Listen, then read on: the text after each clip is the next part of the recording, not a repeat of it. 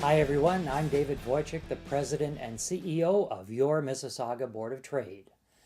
Welcome to MBOT TV, a weekly recap of what happened in business at the Board of Trade and around the city of Mississauga. The federal finance minister Bill Morneau announced his first budget, a windfall to some and a disappointment to others. Along the lines of infrastructure spending, it's always a benefit to local economies and has a great trickle-down effect for supporting businesses. The key is to have projects that are ready to go when funding becomes available. The city of Mississauga is fortunate to continually have these types of projects ready to go at all times. Some of the infrastructure spending is $3.4 billion for public transit, of which Ontario will garner $1.5 billion. $5 billion for water, wastewater, and green infrastructure, and $3.4 billion for social infrastructure, which is affordable housing, childcare, cultural, and recreational buildings. The Mississauga Board of Trade is always encouraged when infrastructure spending is in a budget. The city of Mississauga is renowned for their preparedness with projects awaiting funding of this type. Infrastructure spending is also good for business and carries a trickle-down dollar multiplier for the local economy. The city of Mississauga, along with other municipalities, applauded the federal budget in anticipation of this infrastructure spending. Of the $3.4 billion earmarked for transit, Mississauga will receive about $59 million over the next 3 years. The allocation of funds is based on ridership. To put this into perspective, according to Commissioner Gary Kent, a 40-foot transit bus costs approximately $845,000 to purchase and $175 per hour to operate. The deferral of reduction in the small business tax rate for companies with up to $500,000 of active business income is a concern, according to business associations. These are the companies that make up the majority of businesses in Canada, provide jobs for more than 50% of Canadian workers, and fall into the category of middle class, which the government committed to help. Although economists support the theory that Canadian debt to GDP is sufficient to back a $29.4 billion deficit, the concern is the cumulative effect of a $100 billion deficit, which is projected by the end of the current government mandate. This type of deficit spending is common in times of recession, which is not the case for Canada at this point in time. In fact, economists are projecting a better than 2% growth in GDP for the current year. The Mississauga Board of Trade, through the Canadian Chamber of Commerce, will continue to make the best of the budget for business.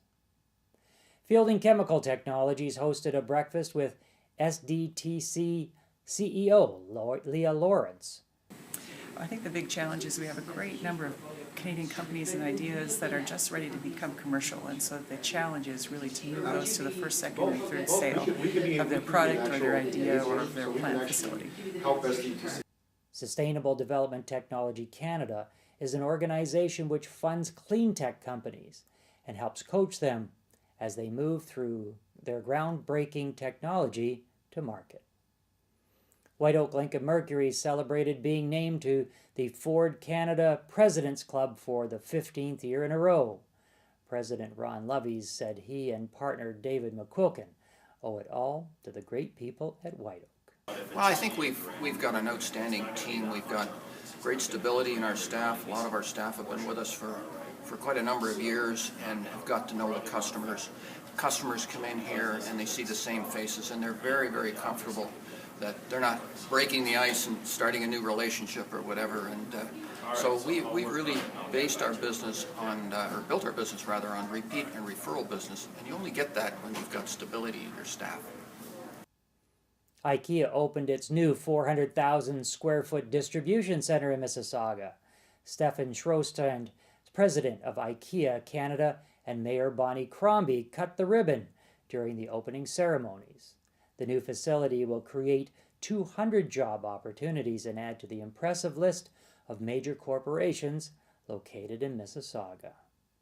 The Mississauga Steelheads have made it to the first round of playoffs. They play a best-of-5 game format and host the first 2 games at the Hershey Center on Tuesday, March 29th and Thursday, March 31st. They host the Barrie Colts. If you have a business story that we should know about, send an email to us at info@mbot.com and tell us all about it. Here are some future MBOT events coming up. The first ever Good Evening Mississauga will be held on Thursday, March 31st at the new Stir Kitchen and Beverage Company.